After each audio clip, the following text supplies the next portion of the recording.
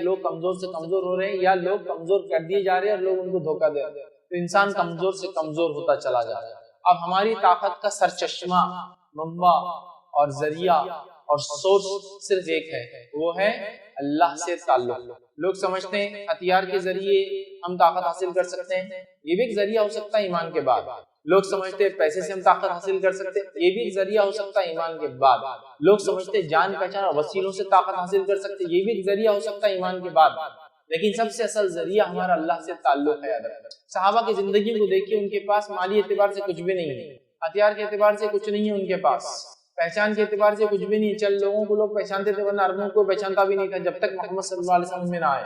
سمجھ رہے بات؟ اس کے باوجود آپ دیکھیے جب محمد صلی اللہ علیہ وسلم میں آئے، ان کو ایمان کی دعوت دی، ایمان قبول کرنے کے بعد رب العزت سے گہرا تعلق اور ناطہ جوڑنے کے بعد دنیا میں سب ان کو پہچاننے لگے۔ پھر اللہ رب العزت ان کو سب کچھ عطا کر دیا جو دنیا کی زندگی میں انسان کو لگتا ہے، بلکہ اتنا کچھ عطا کیا کہ جس کی کوئی انتہا نہیں، اس کے بارے میں ہم سوچ بھی نہیں سکتے۔ تو لہٰذا انسان کمزور ہے، صرف اس کے جو ہے قوت کا ایک ہی راز ہے وہ اللہ رب العزت سے اس کا گہرا تعلق یاد رکھیے، اور یہی اس کے نجات کا ذریعہ ہے، یہی میری اور آپ کی نجات کا یاد رکھیے ذریعہ ہے۔ اب آئیے، چونکہ میرا عنوان تہجد، قیام اللیل، صلاۃ اللیل، رات کی نماز، تراویح کے اوپر یاد رکھیے، تو آئیے پہلے اسلام میں نماز کی اہمیت کیا ہے میں سمجھتا ہوں زیادہ تفصیلات میں جانے کے لیے اسلام میں نماز کی بڑی اہمیت یاد ہے۔ اسلام میں نماز کی وہ اہمیت ہے کہ یہ ایک فریضہ ہے، ایک ایسی عبادت جو اللہ رب العزت نے ہر مسلمان پر 5 وقت فرض کی۔ فرض کے علاوہ آپ اگر دیکھیں تو اس میں نفل ہے، اس کے علاوہ ان نوافل کو جو اللہ کے رسول نے ہمیشہ ادا کیا ان کو موقع کیا، ان نوافل کو جو کبھی ادا کیا کبھی نہیں کیا ان کو ہم سنتیں کہتے ہیں، ان نوافل کو جو آپ نے مختلف اوقات میں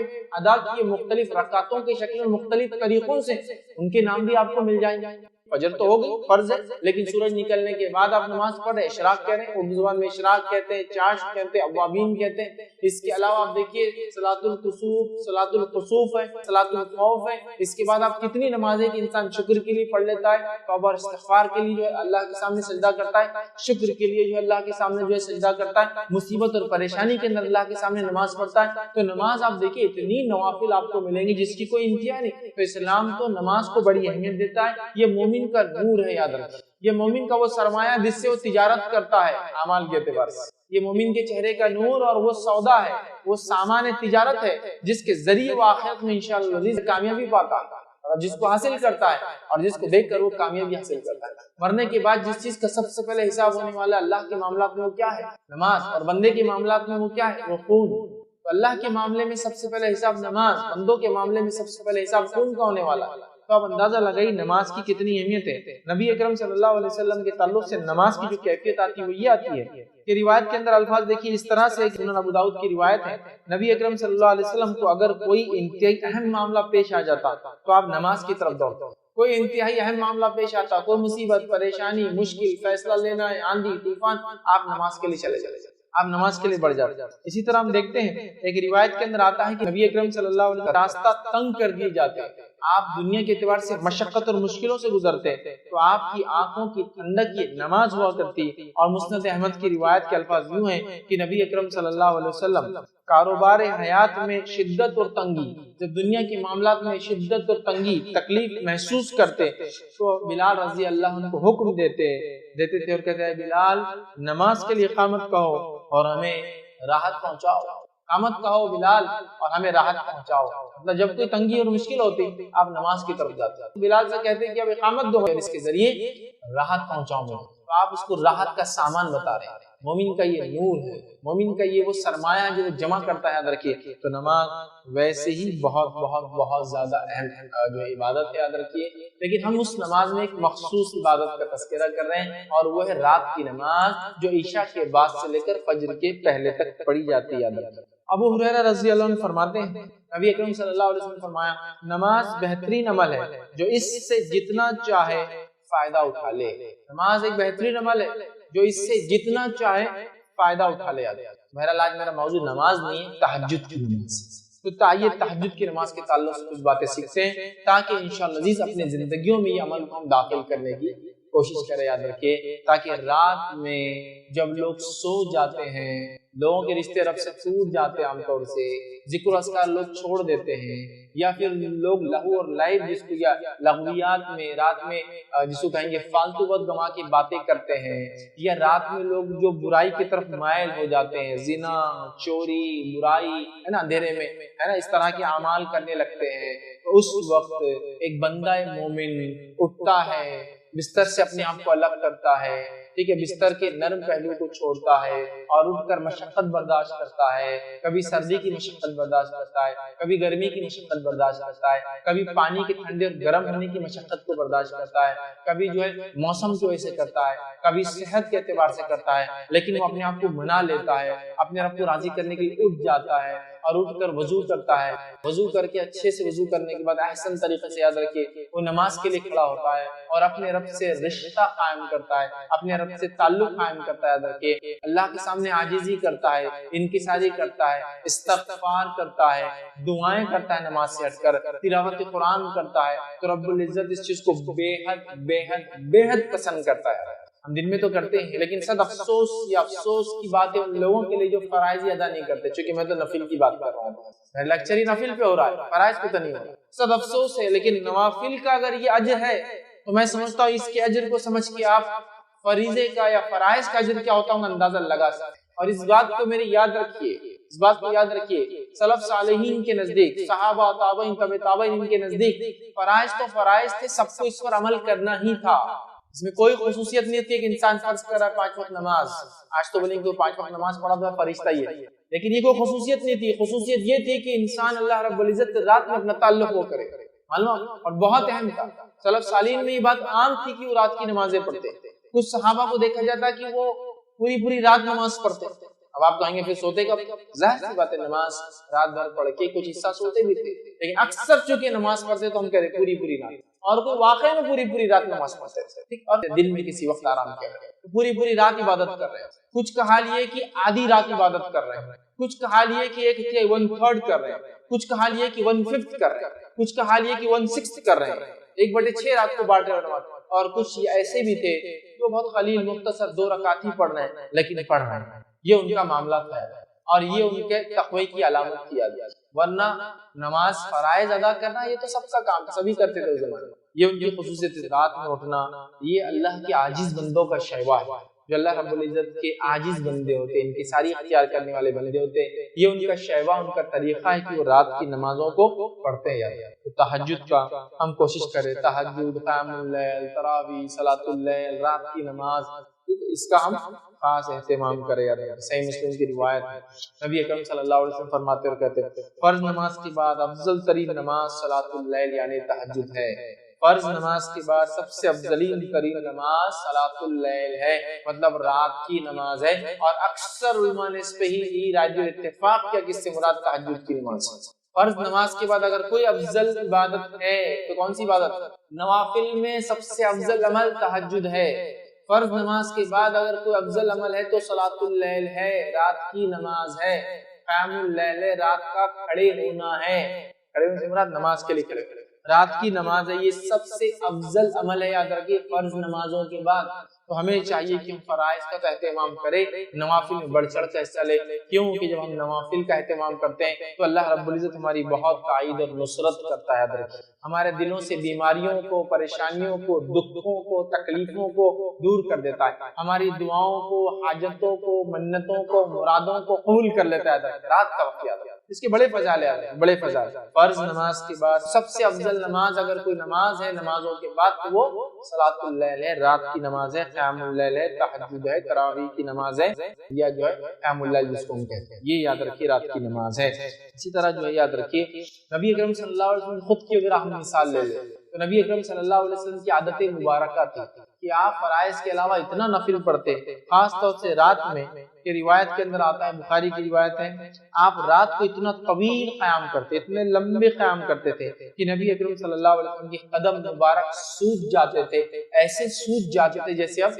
ہٹ جائیں گے، اس کو بولتے ہیں اردو ورم آ جانا، سوج جانا، سمجھ رہے ہیں؟ سوجن سمجھتے نا، باڈی پھول جاتی ہے ایکسس کام کرنے سے، زیادہ جب ماس پیشیاں جس کو کہتے ہیں مسلز جو ہوتے ہیں انسانی باڈی میں، جب وہ کسی چیز کا اوور لوڈ ہوتے ہیں، وزن اٹھا لیتے ہیں تو سوج جاتے ہیں، سویلنگز آ جاتی ہیں. سمجھ رہے ہیں بات؟ اگر کسی نے کثرت کی ایکسرسائز اور زیادہ کر لی اس کی طاقت سے تو اس کی باڈی سوج جاتی ہے. نبی اکرم صلی اللہ علیہ وسلم اتنا کثرت سے قیام کرتے راتوں میں کہ اس قیام کی وجہ سے، اس کھڑے ہونے کی وجہ سے آپ کے قدم مبارک جو ہے سوج جایا کرتے، سویل ہو جاتے تھے. سمجھ رہے آپ کہ ایسے سوج جاتے تھے کہ روایت میں الفاظ آتا ہے، اس کا ترجمہ علماء کرتے ہیں پھٹ جانے کو. سمجھ اتنا آپ راتوں میں.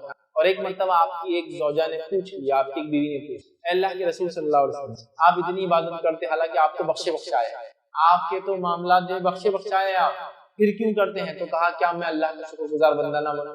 نبی اکرم صلی اللہ علیہ وسلم بخشے بخشائے تو شکر گزار بندہ بننے کے لیے یہ کام کر رہے ہیں. میرے رب کا حال ہم کو پتہ ہی نہیں کیا ہے. یقین حسن ظن رکھتے اپنے رب سے ہم کہ ہمارا رب ہمارے گناہوں کو معاف کر کے، ہماری کوتاہیوں کو معاف کر کے ہم کو بخش دے گا انشاءاللہ. لیکن ہم کو تو پتہ بھی نہیں، لیکن اس کے بعد بھی ہم کتنے آرام سے زندگی گزار، اپنی من مانی زندگی گزار، اللہ سے تعلق کمزور سے کمزور ہوتا چلا.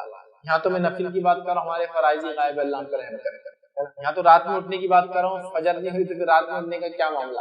سمجھ رہے ہیں کتنا اہم ہے. یاد رکھیے یہ نمازوں کا ہم خاص اہتمام کریں.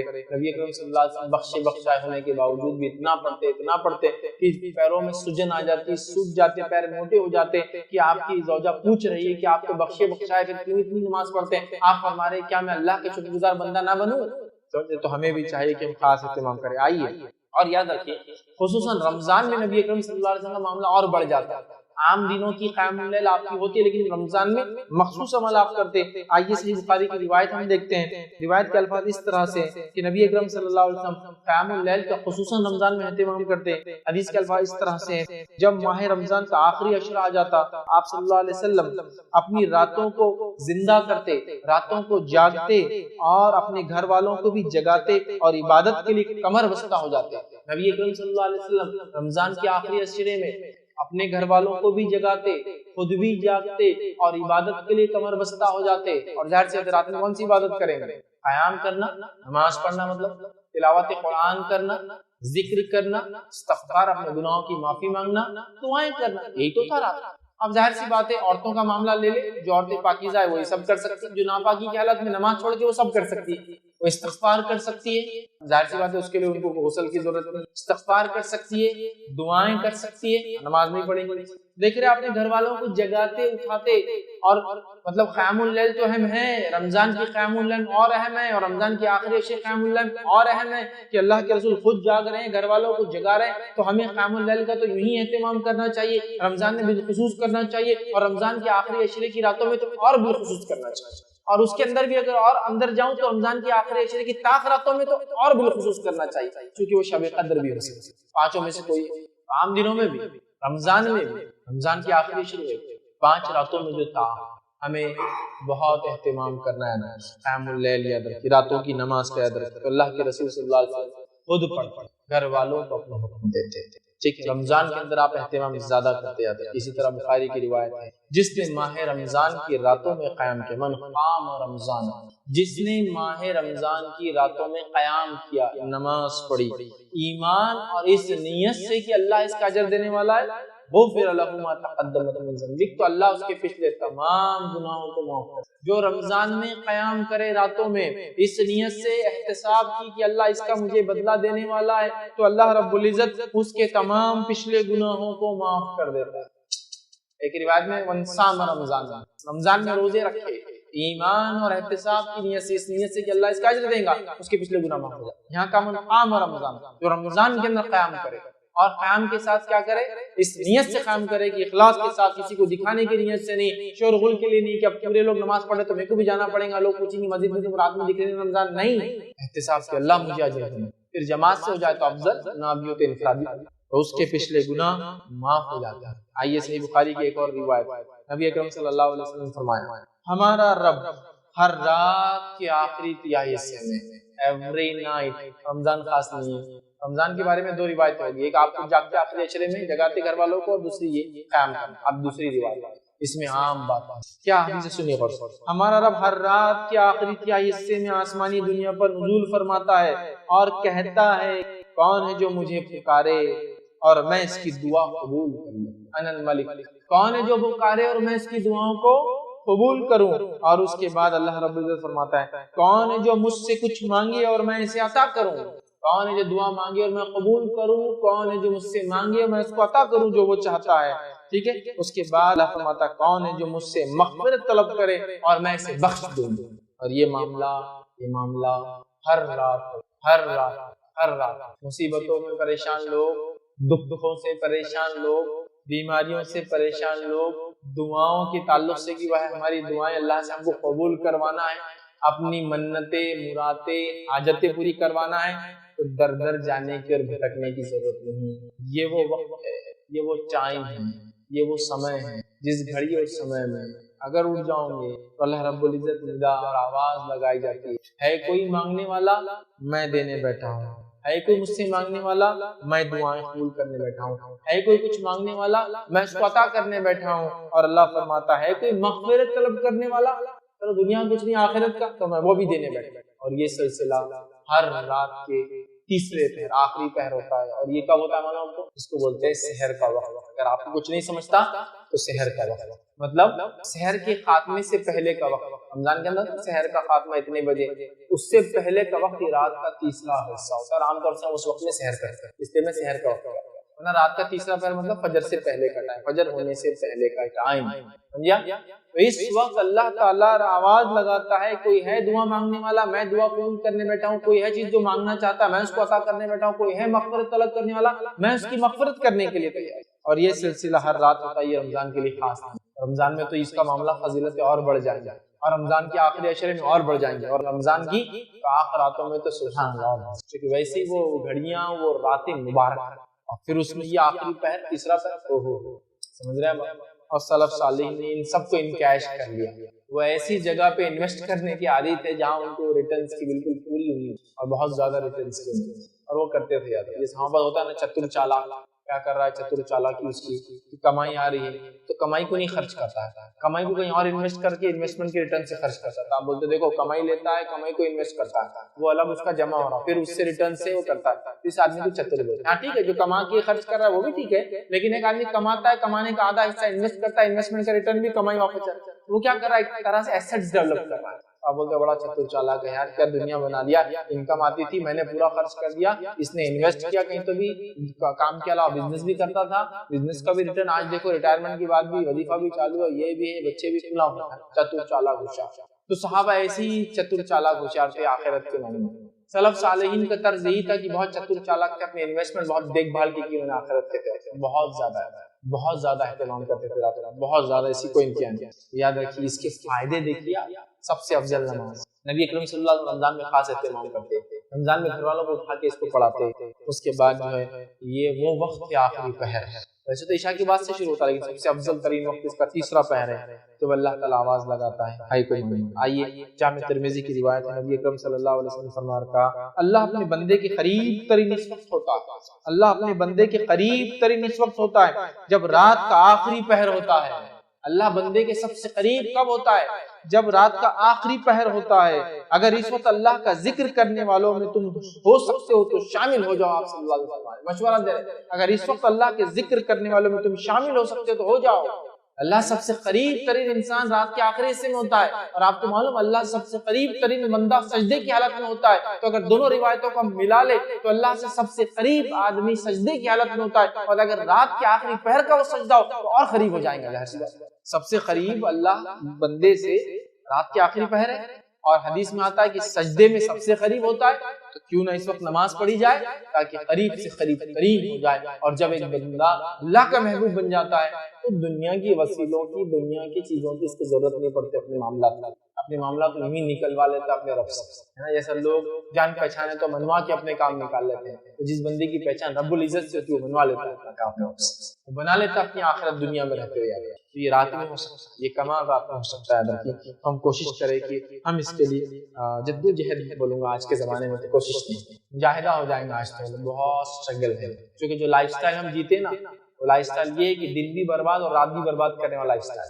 دن برباد فالتو کاموں میں, رات برباد فالتو کاموں میں, دونوں برباد ہوتے. راتوں میں دیر تک جاگنا اور پھر آدھی رات گئے تیسرے پہر کو سونا, تیسرے پہر سے سونا تو سورج چڑھنے تک سوتے رہتے, تو تب جا کے ہمارا معاملہ ہوگا. یاد رکھیے اس اصول کو یاد رکھیے، جو قومیں سورج کو اٹھاتی ہے دنیا میں کارنامے انجام دیتی ہے، اور جن کو سورج اٹھاتا ہے وہ کچھ نہیں کر پاتی ہے۔ مطلب جو قومیں سورج نکلنے سے پہلے اٹھ جاتی ہے دنیا میں کچھ کر جاتی ہے، اور جن کو سورج نکلنے کے بعد اٹھاتا ہے تو وہ کچھ زیادہ نہیں کر پاتا۔ سمجھ رہے بات کو؟ تو بہرحال ہم لوگ تو سب برباد کر رہے ہیں، اس کا ہم کو مجاہدہ کرنا ہے، کوشش کرنا اور یہ عمل کرنا ہے۔ آئیے صحیح مسلم کی روایت ہے، نبی اکرم صلی اللہ علیہ وسلم فرماتے کہتے رات میں ایک گھڑی ایسی آتی ہے، رات میں ایک گھڑی ایسی آتی ہے کہ اس میں کوئی مسلم بندہ اللہ تعالیٰ سے جو کچھ مانگتا ہے اللہ تعالیٰ اسے دے دیتا ہے۔ رات میں ایک گھڑی ایسی آتی ہے اس میں ایک مسلمان بندہ جو کچھ اپنے رب سے مانگتا ہے اللہ اسے دے دیتا ہے، دے دیتا ہے۔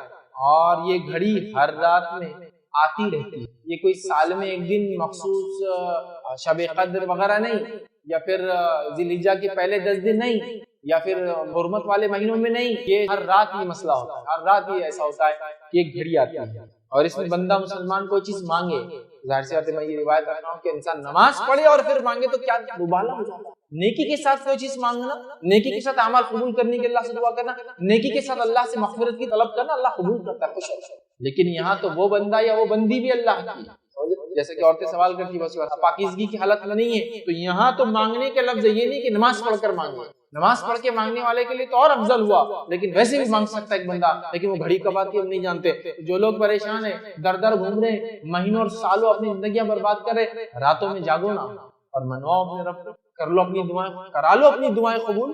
اتنی باتیں آ رہی کہ رات میں ایک گھڑی ایسی آتی ہے جس گھڑی میں ایک مسلمان جو دعا کرتا ہے، جو مانگتا ہے اللہ تعالیٰ اس کو عطا کر دیتا ہے، اور یہ گھڑی ہر رات آتی ہے۔ یہ گھڑی کوئی معاملہ خاص نہیں ہے، سارا سال ہوتا ہے۔ کہاں ڈھونڈ رہے ہیں؟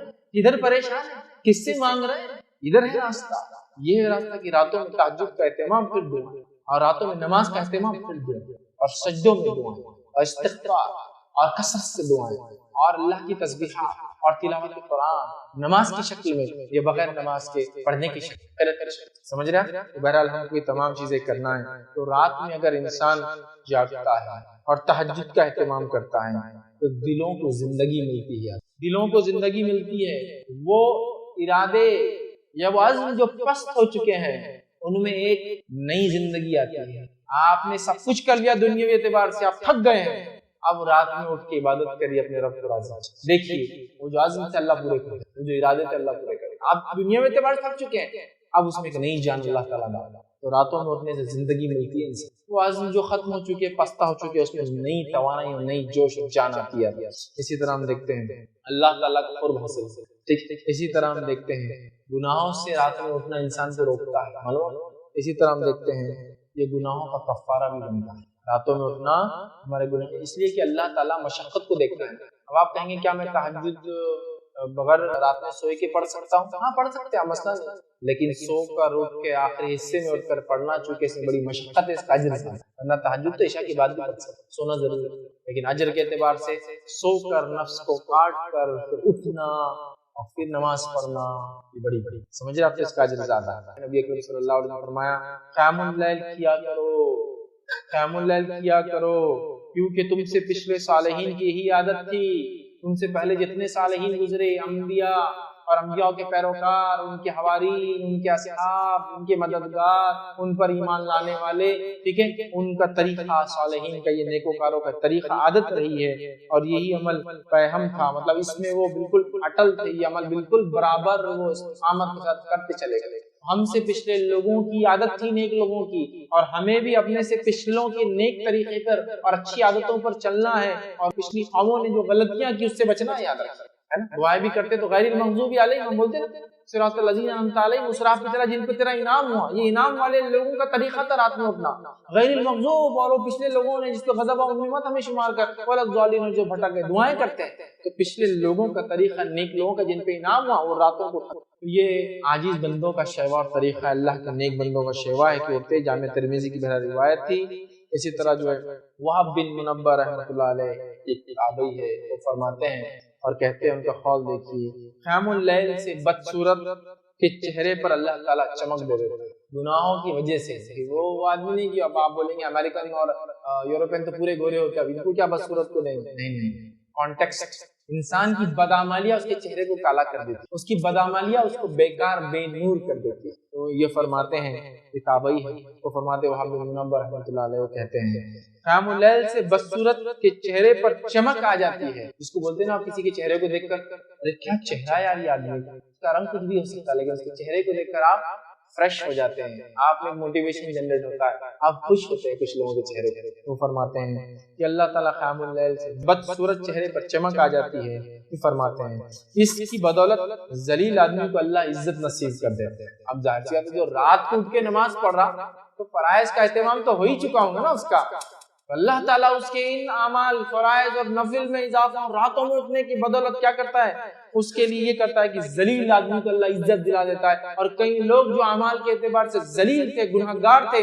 جب اللہ کے حضور میں جو توبہ کیا، سچی توبہ کی اور ایمان لائے، اور اس کے بعد جو نبی نے جس وقت میں موجود تھے اس نبی پر ایمان لا کے اس کے طریقے پر چلے اور اللہ رب العزت کو راضی کرنے کی کوشش کی، تو وہ ایک دم ذلیل تھے اعمال کے اعتبار سے، اللہ نے عزت بخش دی۔ تو چور اور ڈاکو تھا، ایمان لے کر آیا، اللہ نے عزت بخش، سمجھ رہا؟ تو کوئی اللہ کا نیک بندہ بن گیا جس کے واقعہ، جس کی برائیاں مشہور تھی سماج میں، یہ ہوتا ہے۔ تو وہ کہتے ہیں کہ اللہ ذلیل کو عزت دے دیتا ہے، ٹھیک ہے۔ اور پھر فرماتے ہیں روزے دار کی شہوانی قوتوں کو کمزور کر دیتا ہے، اور مومن کے لیے جنت سے پہلے راحت و آرام کی کوئی جگہ نہیں ہے۔ دن میں روزہ رکھنے سے شہوانی قوتیں کم ہوتی ہیں اور رات کو جاگنے سے چہرے پر نور اور عزت ملتی ہے، سمجھ رہا؟ کتنی بڑی بات۔ اب جو واقعے میں فرائض پہ عمل کر رہا ہے وہ اپنے نور کو اور بڑھا لے، اپنی عزت کو اور بڑھا، جو عمل نہیں کرتا ہے وہ فرائض سے عمل کر کے اس طرف بھاگنے کی کوشش کرے۔ یہ گریس مارکس کی بات ہو رہی ہے، جتنی بھی نوافل کی بات ہو رہی ہے، نوافل فرض کے بعد ہی اجر دیتے ہیں یار، کوئی سمجھ نہیں آ رہی اتنے فائدے تو میں فرض نہیں کر کے یہ کروں گا، یہ تو تب اجر دیں گے جب فرائض ہوں گے، یہ بات یاد رکھیں، ٹھیک ہے۔ بہرحال آئیے آگے، عبداللہ بن عباس رضی اللہ عنہ فرماتے ہیں، ان کا قول فرماتے ہیں جو شخص یہ چاہتا ہے کہ اللہ تعالیٰ اس کے لیے قیامت کا طویل قیام آسان کر دے، جو شخص یہ چاہتا ہے کہ اللہ تعالیٰ قیامت کا طویل قیام اس کے لیے آسان کر دے، اسے چاہیے کہ وہ اپنے آپ کو راتوں کی تاریکی میں سجدے اور قیام کی حالت میں اللہ کے سامنے حاضر کرے۔ قیامت کا قیام بہت لمبا ہے، 50-50 ہزار سال کا لیکن دن، حساب و کتاب لوگوں کے ہوں گے نہیں شروع، پسینے کے یہ عالم ہوا کہ لوگ اپنے گناہوں کے اعتبار سے پسینے میں ڈوبے ہیں، ٹکنے گھٹنے ناکوں تک ڈوبے، معلوم یہ حال اس وقت قیام ہے لمبا۔ وہ کہہ رہے ہیں جو طویل قیام سے اپنے آپ کو بچانا چاہتا ہے آخرت، اسے چاہیے کہ رات کی تاریکی میں سجدے اور قیام کی حالت میں اللہ کے سامنے پیش کرے اپنے آپ کو، اور اس کے دل میں قیامت کے دن کا ڈر اور رحمت الہی کی امید ہے۔ قیامت کا ڈر بھی ہے لیکن رحمت الہی کی امید بھی ہے، اور وہ کھڑا رہے اپنے رب کے حضور اور سجدے کرے، تو انشاءاللہ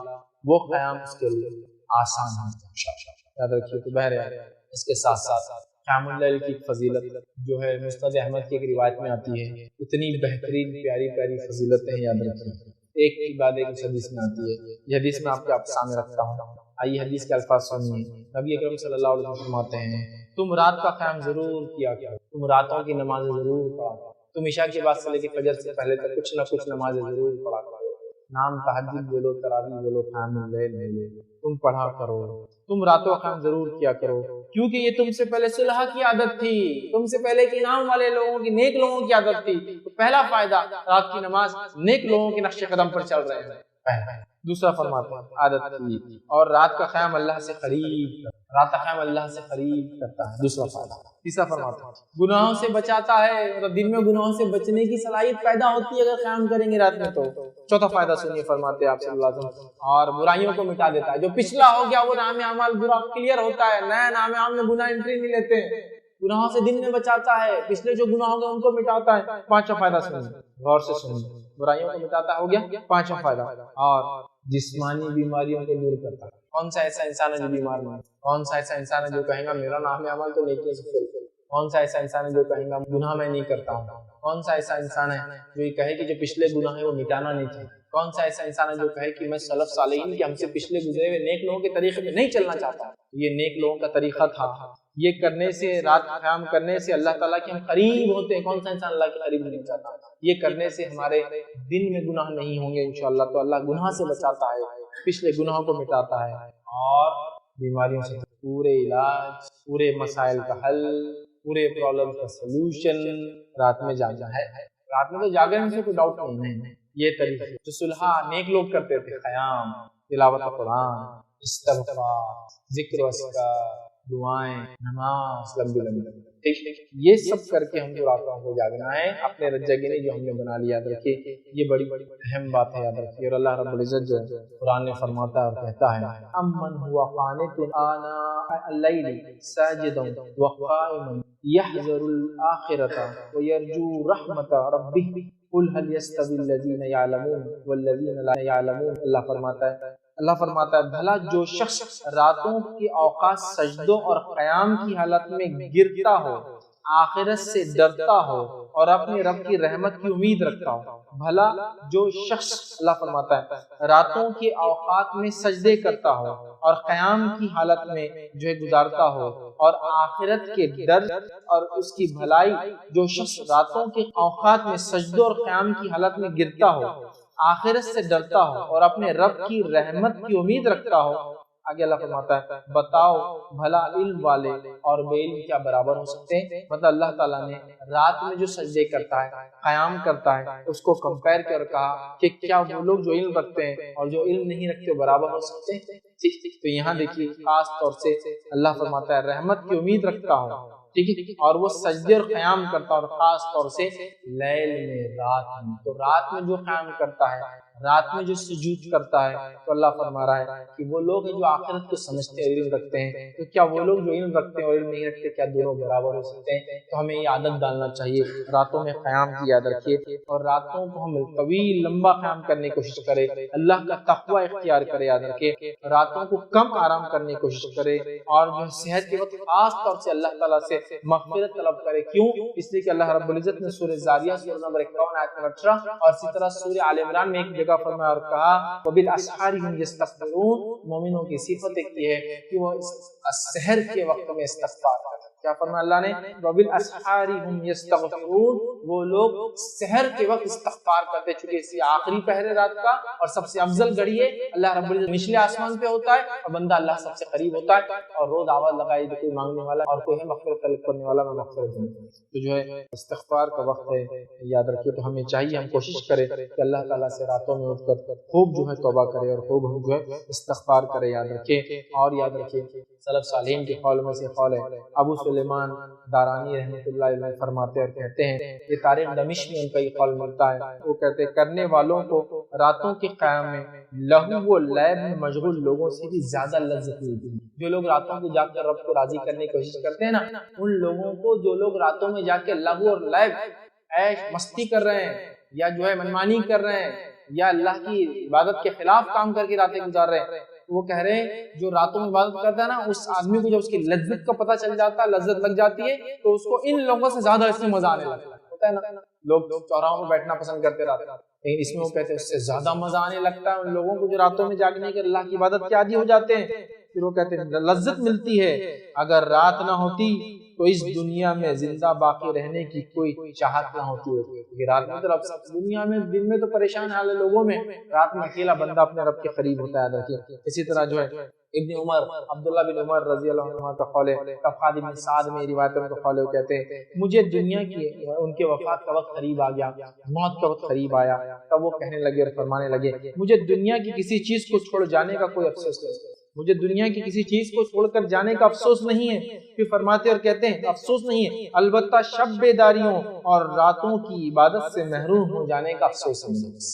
دنیا کو چھوڑ کے جانے کا کوئی افسوس نہیں, مال متا جائیداد بیوی بچے افسوس نہیں. صرف ایک چیز کا افسوس ہے, جو اکیلے میں رات کی عبادت کرتا تھا, اللہ سے قریب ہوتا تھا, وہ موقع نہیں. کتنی بڑی بات ہے. سلف صالحین کتنا راتوں کو جاگنے کے شغف تھا, عادت تھی, عادی تھے, ایک دم اپنے آپ کو اس کے لیے تیار کیا تھا. یاد رکھیے یہ بڑی اہم بات ہے, یاد رکھیے. اور راتوں میں کھڑے ہونا کوئی عام بات نہیں ہے, راتوں میں کھڑے ہونا عام آدمی کے بس کی بات نہیں, راتوں میں کھڑے ہونا یہ ہر کسی کے بس کی بات نہیں. ہاں ہر کسی کی بس میں یہ تو ضرور ہے آدھی رات تک جا کر لہو لعب میں, شور غل میں, فلموں میں اور تھیٹروں کے اندر اور سڑکوں پر, نکڑوں میں, چوراہوں میں, دوستوں کے غول کی غول بنا کے گاڑیاں بھگانے میں, گاڑیاں چلانے میں, راتوں میں ہائی وے سے بیٹھ کر پارٹیز کرنے میں تو ہو سکتا ہے, لیکن رات میں عبادت کرنا ہر آدمی کے بس کی بات نہیں ہے.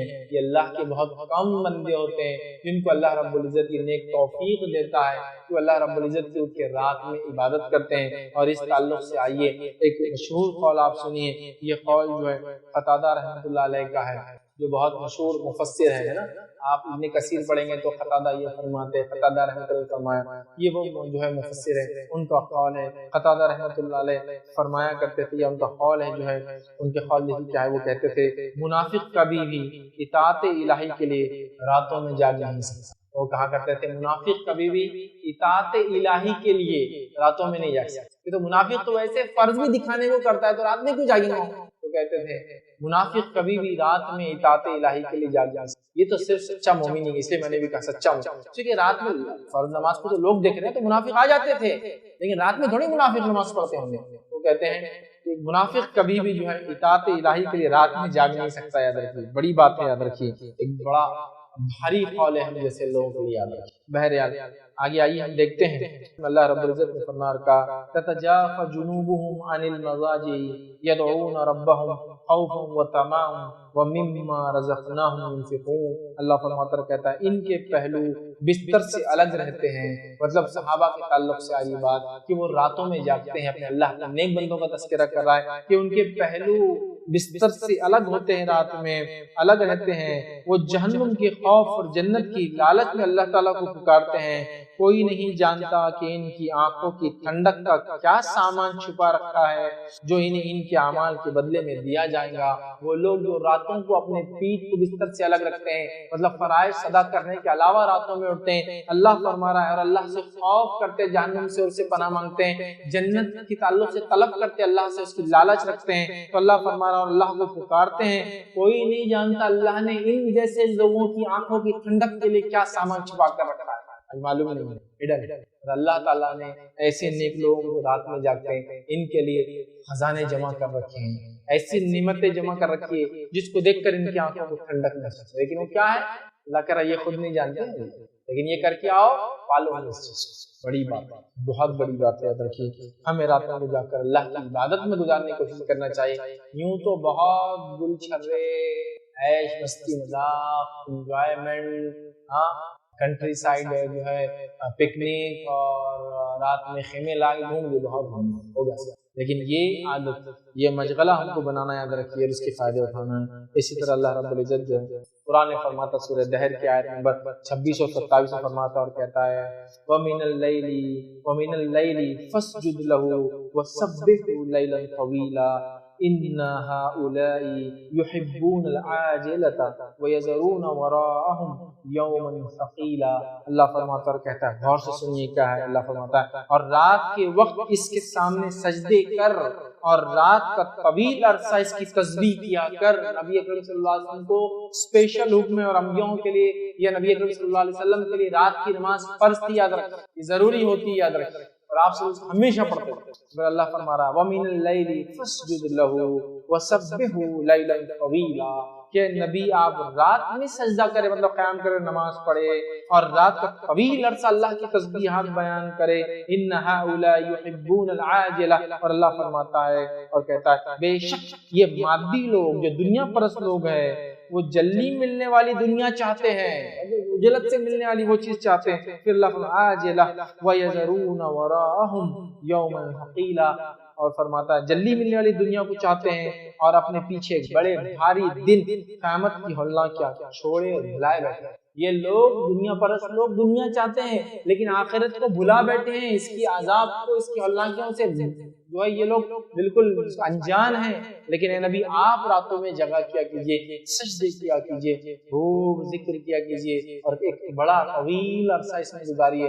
ابھی تو نبی اکرم صلی اللہ علیہ وسلم لمبی لمبی راتوں میں نمازیں قائم کرتے تھے، جیسے قیام ہوتا تھا ویسا اتنا لمبا رکوع ہوتا تھا، ویسا اتنا لمبا سجدہ ہوتا تھا، بہت آرام اور اطمینان کے ساتھ آتا۔ یہ نماز کی کیفیت اور تفصیلات دیکھنا ہے تو وتر اور تہجد اور تراویح کی نماز کی تفصیلات میں نے پورا بیان کی۔ وتر کی نماز کا طریقہ، اس سے پورے مسائل میں نے اس میں وتر اور تہجد کی نماز کا طریقہ اس کو مثال سے بیان کیا۔ تو ہم دیکھتے ہیں سلف صالحین کا یہی طرز تھا اور وہ بہت زیادہ اس میں جو عمل کیا کرتے تھے، ٹھیک ہے۔ اسی طرح ہم دیکھتے ہیں جو ہے بعض سلف صالحین کے رات کی نماز کے تعلق سے جو اقوال میں سے اقوال ملتا ہے وہ یہ ہے، وہ شخص سخت برے حساب سے نجات کی امید کیسے لگا سکتا ہے جبکہ وہ رات بھر سویا رہتا ہے اور پھر دن بھر لہو و لعب اور کھیل تماشے میں گزار دیتا ہے، وہ شخص اللہ سے آخرت میں مغفرت کی امید کیسے کر سکتا ہے؟ جو راتوں کے اندر وہ جو ہے وہ فرماتے ہیں جو امید کیسے لگا سکتا ہے، جو رات بھر سویا رہتا ہے اور دن میں لہو اور لعب فالتو کاموں میں لگا رہتا ہے، وہ کیسے سوچ سکتا ہے کہ اس کی مغفرت، وہ کیسا امید کر سکتا ہے؟ تو لہٰذا ہمیں چاہیے کہ ہم خوب جو قیام اللیل کا اہتمام کریں اور اس کی جو کیفیت ہونی چاہیے وہ کیفیت ہم جو اپنے اندر اختیار کریں۔ اس کے کئی فائدے انشاءاللہ عزیز ہم کو ملیں گے، دنیاوی اور اخروی فائدے تو یقیناً اسی کے لیے ہے۔ اور وہ لوگ جو سوتے پڑے ہیں، یہاں رات کی نماز فجر فجر بھی نہیں پڑھتے، ایسے ایک شخص کا تذکرہ نبی اکرم صلی اللہ علیہ وسلم کے سامنے ہوا جو فجر بھی نہیں پڑھا اور سوتا رہا۔ صحیح بخاری کی روایت ہے، نبی اکرم صلی اللہ علیہ وسلم فرمایا وہ ایسا شخص ہے جس کے کان میں شیطان نے پیشاب کیا ہے۔ جب انسان فجر نہیں پڑھتا تو شیطان کیا کرتا ہے؟ پہلے تو پھسلاتا ہے فجر کے ٹائم، اور جب نہیں پڑھتا ہے تو اس کے کان میں پیشاب کر کے چلا جائے۔ سمجھ رہے ہیں؟ بہرحال ہمیں چاہیے کہ ہم اہتمام کریں، اس کا اور خاص یاد رکھیے اہتمام کریں۔ آئیے ایک روایت ہم سنتے ہیں اور نبی اکرم صلی اللہ علیہ وسلم نے اس روایت میں کیا فرمایا وہ بات آپ کے سامنے رکھتا ہوں۔ روایت کو جب آپ سنیں گے تو ایسا لگتا ہے میرے اور آپ کے بارے میں بات ہے، بڑی افسوس کی بات ہے، لیکن جو بات بتائے گی بڑی سچی بات ہے۔ آئیے ابو ہریرہ رضی اللہ عنہ فرماتے ہوئے کہتے ہیں نبی اکرم صلی اللہ علیہ وسلم نے فرمایا اللہ تعالیٰ ہر شخص سے بغض و ناراضگی رکھتا ہے، اللہ تعالیٰ ہر شخص سے نفرت اور ناراضگی رکھتا ہے۔ بغض سمجھتے ہیں دل میں کوئی بات کو اٹھا کر، اللہ تعالیٰ ہر شخص سے بغض اور ناراضگی رکھتا ہے جو اکھڑ مزاج ہو، جو اکھڑ مزاج ہو، بازاروں میں شور و غل کرنے والا ہو، مطلب بازاروں میں تو اس کے چرچے ہوتے ہیں، شور و غل کرنے والا ہو۔ یہ فرماتے ہیں رات بھر مردوں کی طرح پڑے رہنے والا ہو، مطلب کوئی نماز نہیں، کوئی ذکر و اذکار نہیں، مردوں کی طرح پڑے رہنے والا ہو، دن کو گدھوں کی طرح کام کرنے والا ہو، مطلب فرائض ورائض سب گئے، بس گدھے کی طرح محنت اور مشقت کرتا ہو، ٹھیک ہے، کام اختیار کرنے والا ہو، دنیا کے معاملات میں تو بہت جاننے والا ہو اور آخرت کی زندگی سے بالکل غافل اور نادان ہو۔ تذکرہ جب میں پڑھا تو مجھے لگا اللہ مجھ پر رحم کرے، میرا ہی آپ کا تذکرہ اور ہم لوگوں کا تذکرہ۔ ایسا انسان ہے، سنیے اس کی کیفیت۔ اللہ ایسے انسان سے بغض اور نفرت کرتا ہے جو انسان کیسا اکھڑ مزاج ہو، مزاج کو بدلو اپنے۔ دوسرا فرماتے ہیں وہ انسان جو بازاروں میں شور و غل کرتا ہو، مطلب بڑے چرچے ہو اس کے، راتوں کو بالکل مردے کے جیسا سوتا ہو، کوئی ذکر و اذکار، کوئی تلاوت، کوئی نماز نہیں پڑھتا ہو، دن گدھوں کی طرح محنت کرتا اور کام کرتا ہو، دنیا میں چتر اور چالاک ہر چیز کا علم ہو اور آخرت کا پورا غافل ہو۔ آج ہماری زندگی کیا ہے؟ دن بھر گدھوں کی طرح کام کرنا، رات بھر جانوروں کے جیسا سونا، پھر دن بھر وہی کرنا۔ دنیا میں تو ایسی چتر چالاکی کی کون سے برانڈ کا کون سا ڈیزائن، کون سا ماڈل، کون سے ماڈل کا کون سے ماڈل کے پیچ میں کون سے چیز کتنی کتنی کیسی کیسی کون سی تبدیلی کے ساتھ کون سے کمپنیوں کی سب پتہ ہے ہم کو، لیکن یہی بات قرآن حدیث آیتوں کے تعلق سے قرآن اس کی سمجھ ان کو میں سمجھتا بہت کم لوگ نہیں فیل ہو جائیں گے، نہیں مانیں، سمجھا نہیں مانیں گے۔ دیکھیں سب ہمیں ہماری ساری اللہ بغض اور نفرت کرتا ہے ایسے انسان سے، اللہ تعالیٰ ایسے انسان سے بغض اور نفرت کرتا ہے۔ رکھیے جس کے اندر یہ صفتیں ہیں، ہمیں چاہیے کہ راتوں کو اٹھنے والے بنے ہم، یاد رکھیے، اور دن میں فرائض ادا کریں، راتوں کو کچھ نہ کچھ ہی صحیح بہرحال عبادت کرنے کی کوشش کیا کریں، یاد رکھیے۔ قیام اللیل کے تعلق سے آئیے کچھ اقوال رکھتا ہوں۔ ایک قول جو عبداللہ بن مسعود رضی اللہ عنہ کا ہے، جو مشہور صحابی ہے، کیا فرماتے آپ سنیے قیام اللیل کے تعلق سے۔ جب آپ سے فرمایا گیا، کسی نے کہا کہ ہم جو ہے قیام اللیل نہیں کر پاتے، رات کی نمازیں نہیں پڑھ پاتے، ٹھیک ہے، وہ فرماتے اور کہتے ہیں، اور وہ کہتے ہیں تمہیں تمہارے گناہوں نے اس کے قابل نہیں چھوڑا۔ سبحان اللہ، کیا فرماتے ہیں؟ تمہیں تمہارے گناہوں نے اس کے قابل ہی نہیں چھوڑا کہ تم رات میں قیام کر سکتے، کیونکہ رات میں جب انسان قیام کرتا ہے تو اللہ سے گناہوں سے دور کرتا ہے اور پچھلے گناہوں کو مٹاتا ہے۔ وہ کہتے ہیں اگر تم رات میں قیام نہیں کر سکتے ہو تو تمہارے گناہوں نے تمہیں اس لائق نہیں چھوڑا کہ تم رات میں اللہ کے سامنے کھڑے ہو، یا اللہ تعالیٰ نے تمہیں اس لائق نہیں رکھا کہ اب تم اس کے سامنے رات میں کھڑے ہو۔ وہ تو ایسا وقت ہے کہ جو مانگا قبول ہو رہا ہے، مغفرت مل رہی ہے، گناہوں سے اللہ بچا رہا ہے، پچھلے گناہوں کو اللہ معاف کر رہا ہے، اپنی قربت دے رہا ہے، نیک لوگوں کے طریقوں پر چلا رہا ہے۔ وہ کہہ رہے تمہارے گناہوں نے چھوڑا اللہ، سمجھ رہے؟ آئیے آگے ہم بڑھتے ہیں۔ ایک اور قول اسی طرح ملتا ہے، بڑا سخت ہے وہ بھی اپنے آپ میں۔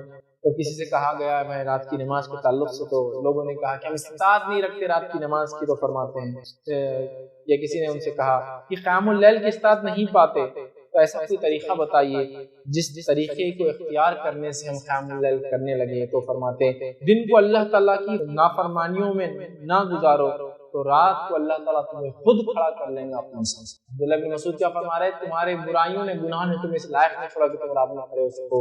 یہاں دوسرے قول میں ایک بات مل رہی ہے کہ دن نافرمانی مت گزارو تو اللہ تعالیٰ تمہیں خود رات کو اپنے سامنے لایا۔ آج ہم نے نا اپنا دن ایسے رکھے کہ رات میں اللہ کے سامنے کھڑے ہو سکے، نہ راتیں ایسی رکھی ہم نے کہ دن میں اللہ کے سامنے کھڑے ہو سکے، راتیں ایسی کہ فجر غائب ہو جائے نا۔ تو بہرحال ہمیں بہت زیادہ اس چیز کی کوشش کرنا ہے کہ جتنا ہو سکے، جیسی ہو سکے، رات کی نماز تھوڑی کیوں نہ صحیح پڑھنا، 2 رکعت سے عشاء کی نماز کے علاوہ 2 رکعت سے پڑھنے کی ہمیں انشاءاللہ کوشش کرنا یاد رکھیے۔ اور ایسی بیداری جب اپنے آپ میں لائیں گے بڑے فائدے ہوں گے، یاد رکھیے۔ ابو داؤد کی روایت ہے، اور صرف ہم کو نہیں جاگنا، اپنے بیوی بچوں کو بھی جگانا۔ ابو داؤد کی روایت ہے، نبی اکرم صلی اللہ علیہ وسلم فرمائے اللہ تعالیٰ ایسے آدمی پر رحم فرمائے جو رات کو اٹھا اور نماز پڑھی، اور اس نے اپنی اہلیہ بیوی کو بھی اٹھایا اور اس نے بھی نماز ادا کی، اور اگر اس نے اٹھنے سے پسو پیش کیا، مطلب بیوی اٹھنے کو تیار نہیں تھی، تو اس نے چہرے پر پانی کا چھینٹا مارا۔ اور اللہ تعالیٰ ایسی عورت پر رحم کرے جو رات کو بیدار ہوئی اور اس نے نماز پڑھی، پھر اس نے اپنے شوہر کو بیدار کیا، اگر وہ نہیں اٹھا تو اس نے اس کے منہ میں پانی مارا۔ یہ فجر کے پہلے کی بات ہے۔ اور ماں عائشہ رضی اللہ عنہا فرماتی ہے نبی اکرم صلی اللہ علیہ وسلم مجھے رات میں اٹھاتے تہجد کے لیے، اور رات میں پانی مار کے کہتے عائشہ وتر پڑھ لو۔ صحابہ رات کی نماز کے بعد وتر پڑھا کرتے تھے، اور یہی سنت بھی، وتر رات کی آخری نماز فجر سے پہلے۔ یہ لوگ تہجد کا اہتمام کرتے ہیں۔ تہجد کیا وتر، اللہ کیا فرما رہے ہیں عائشہ اٹھو وتر پڑھ لو، کیونکہ تہجد بھی پڑھنا ہے۔ یہ لوگ اتنا زیادہ اہتمام کرتے تھے اس نماز کا، اور اللہ رحم کرے ایسے شوہر اور بیوی پر جو ایک دوسرے کو فرائض نہیں، فرائض تو فرض ہے، رات کی نماز کے لیے اٹھاتے ہیں۔ اللہ تعالیٰ رحم کرے، اللہ کے رسول دعا دے رہے ہیں ایسے خاوند اور ایسی بیوی کو، اللہ کے رسول صلی اللہ علیہ وسلم دعا دے رہے ہیں جو اٹھ کر یہ کرتے ہیں۔ اسی طرح جو ہے امام احمد نے جو ہے اپنی کتاب الزہد کے اندر ایک جو ہے قول نقل کیا، وہاب بن منبر رحمۃ اللہ علیہ کا فرماتے تھے شیطان کو پرخور مطلب بہت کھانے والا یا زیادہ کھانے والا، اور پرخواب زیادہ سونے والا سے زیادہ پیارا اور کوئی نہیں۔ وہ کیا فرما رہے ہیں کہ شیطان کو بہت زیادہ کھانے والا اور بہت زیادہ سونے والے سے زیادہ کوئی اور پسند نہیں ہے۔ اور یہ جو سلف کے اقوال ہے نا، بہت حکمت ہوتی ہے اس کے اندر، بڑی دور اندیشی ہوتی ہے اس میں نا۔ زیادہ کھانا، زیادہ بیماریاں، زیادہ موٹاپا، کم خیام، زیادہ موٹاپا بیٹھ کے نماز ہے نا، زیادہ موٹاپا 100 پرابلمس، زیادہ نہیں کھانا۔ میں نہیں کہہ رہا ہوں کہ ہر کھانے والا ہی موٹا ہوتا ہے، کچھ لوگ بہت کھاتے لیکن موٹے نہیں ہوتے، کچھ لوگ کم کھاتے موٹے ہو جاتے ہیں۔ یہ بیماریاں وغیرہ ایک الگ مسئلہ ہے، لیکن اگر بیماری وغیرہ نہیں ہے صحت کو مینٹین کریں۔ پرخور زیادہ کھانے والا، اور پرخواب زیادہ سونے والا۔ زیادہ سونا سیم پرابلم، زیادہ سونا کھانے کا سسٹم بگڑا، زیادہ سونا جاب جاری، زیادہ سونا جاب پہ لیٹ، زیادہ سونا کام کا آدمی نہیں مانتے لوگ ایسے آدمی کا نا، بولے یار اڑ گیا تو اڑ گیا، نہیں اٹھا تو پھر کیا ہے، اڑ گیا تو پھر تو ایسا کام کرتا بولے کہ گدھا بھی پیچھے چھوڑ جاتا، بولے گدھے اتنا محنت کرتا، اٹھا تو نا، اٹھیں گا تو گدھے کو پیچھے کریں گے، اٹھتا ہی نہیں۔ سونے والا پسند ہے، چونکہ سونے میں فجر بھی جاتی ہے، کیونکہ بڑی اہم نماز ہے، ابتدا ہوتی ہے، ٹھیک ہے۔ بہرحال بڑا حکیمانہ قول ہے۔ شیطان کو 2 لوگ بڑے پسند ہیں، وہ کہتے ہیں بہت کھانے والا اور بہت سونے والا، یاد رکھیے ہمیں احتیاط کرنا چاہیے۔ اب قیام اللیل کا وقت کب ہوتا ہے؟ قیام اللیل کا وقت یاد رکھیے عشاء کے بعد سے لے کر فجر کے پہلے تک رہتا ہے، ٹھیک ہے۔ تو آپ چاہے تو اس کو عشاء کے بعد پڑھیں، آدھی رات کے بعد پڑھیں، 1/3 رات باقی ہو تب پڑھیں، 1/5 رات باقی ہو یا 1/6 رات باقی ہو، 1/6 آف نائٹ کا پارٹ باقی ہو، 1/5 باقی ہو، 1/3 باقی ہو، ہاف باقی ہو، پڑھے۔ سب سے افضل لیکن کب ہے میں بتا چکا ہوں، سب سے افضل ہے وہ سحر کا آخری وقت جو فجر سے پہلے، اس کو ہم سحر کا کہتے ہیں، یہ سب سے افضل ہے، یاد رکھیے۔ اور نبی اکرم صلی اللہ علیہ وسلم کو رات کے آدھے حصے میں، عشاء کے بعد رات کے آدھے حصے میں، رات کے 1/3 میں، رات کے 1/5 میں، 1/6 میں، اور سحر سے پہلے تک نماز پڑھتے دیکھا گیا۔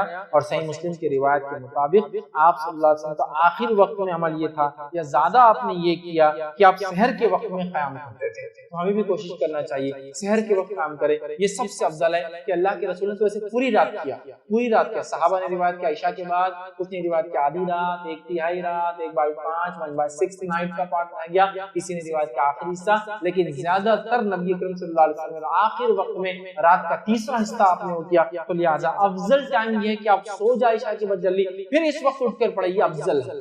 لیکن اس کے علاوہ بھی پڑھا جا سکتا ہے سارے یہ اوقات اس کے اندر. اس کی اور تفصیلات دیکھنا ہے تو تراویح کی نماز کب پڑھے یا کیسے، اس میں نے تفصیلات رکھی ہے. اسی طرح قیام اللیل سلف صالحین، کوئی پوری رات، کوئی آدھی رات، کوئی تہائی رات، اور کوئی اسی طرح جو ہے کچھ نہ کچھ کرتے ہیں. کم از کم کچھ نہ ہو تو 2 رکعت تو ضرور سلف صالحین رات میں پڑھا کرتے تھے. ہم بھی کوشش کریں رات کا ایک بڑا حصہ، آدھی رات، نصف رات، پوری رات، ثلث، سدس یا چھٹا حصہ بہرحال نماز پڑھنے کی ہم جو ہے کوشش کیا کرے. یاد رکھیے اور بکثرت اس کو کرے. نبی اکرم صلی اللہ علیہ وسلم فرماتے ہیں کچھ نہ ہو سکے تو میں نے کہا نا 2 رکعت پڑھ لے. اس کے تعلق سے ابو داؤد کی روایت ہے، نبی اکرم صلی اللہ علیہ وسلم فرماتے ہوئے کہتے ہیں جس نے اپنی اہلیہ کو جگایا اور دونوں نے صرف 2 رکعتیں پڑھ لی، وہ اللہ تعالیٰ کا بکثرت ذکر کرنے والے مرد اور عورتوں میں لکھے جائیں گے. تو کچھ نہ ہو سکے تو میں نے کہا 2 رکعت. ابو داؤد کی روایت ہے جس مرد نے، عورت نے، بیوی نے اور شوہر نے 2 رکعت بھی اگر پڑھ لی اور معمول بنا لیا اس کا، انشاءاللہ ان کا تذکرہ بکثرت اللہ کے ذکر کرنے والوں میں انشاءاللہ لکھا. کچھ نہیں تو کم از کم 2 رکعت پڑھنا. پوری رات بھی پڑھ سکتے، آدھی رات ایک تہائی،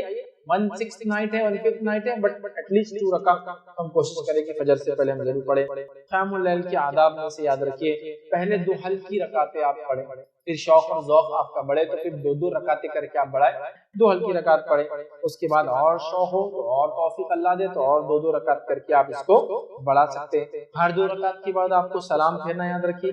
قرات اور تلاوت قرآن کرنا ہے. قیام، رکوع اور سجود کی کوشش کرے ایک جیسا لمبا کرے، مطلب سیم ڈیوریشن کو، مطلب کافی لمبے لمبے کرے. اسی طرح جو ہے قرآنی آیت پہ غور کر کے اس کو پڑھے. اس کے علاوہ اللہ سے دعائیں کرے، استغفار کرے، اور یاد رکھیے اتنی نمازیں پڑھے اور اتنے عمل کرے جو آپ پہ مشقت نہ ہو. پتہ چلا رات میں جاگ رہے دن بھر سو رہے ہیں، ایسا نہ ہو. آپ کی مشقت نہ ہو، اتنا عمل کرنے کی بہرحال کوشش کرے. اسی طرح رمضان جیسی اگر نعمت مل جائے تو اس میں تو پھر زیادہ سے زیادہ عمل کرنے کی ہم کوشش کریں. بخاری کی روایت ہے، نبی اکرم صلی اللہ علیہ وسلم جتنی طاقت ہو اتنی عبادت کرو، اللہ تعالیٰ اجر دیتے ہوئے نہیں تھکتا لیکن تم تھک جاؤ گے. اللہ تعالیٰ اجر دیتے ہوئے نہیں تھکتا لیکن تم تھک جاؤ گے. تو اتنا کرو جتنا میں شوق، ذوق اور اس کے اندر اچھا لگے. اس لیے میں نے کہا 2 رکعت ہلکی کی، 2 بڑھاؤ، 2 پھر بڑھاؤ، 2 پھر بڑھاؤ، 2 پھر 2 بڑھا سکتے ہیں. اس کے بعد آپ کی وتر پڑھو اور اس کے بعد آپ فجر کی نماز کی 2 رکعت پڑھ کے مسجد جا سکتے ہیں نماز کے لیے. اسی طرح ایک دوسری روایت میں نبی اکرم صلی اللہ علیہ وسلم فرمایا کہا سیدھے چلو اور لوگوں کو قریب کرو اور انہیں بشارتیں دو، اور صبح اور شام اور اندھیرے کی نماز اور دعا کے ذریعے اللہ تعالیٰ سے مدد مانگو. صبح اور شام اور اندھیرا رات میں تہجد کے ذریعے اللہ تعالیٰ سے مدد مانگو. ہمیں صبح شام الگ سے نفل بھی پڑھ سکتے ہیں یا ہو سکتا ہے فرض مراد ہو، لیکن رات میں اندھیرے کے اندر نماز پڑھنا چاہیے اور اللہ تعالیٰ سے مدد مانگنا چاہیے.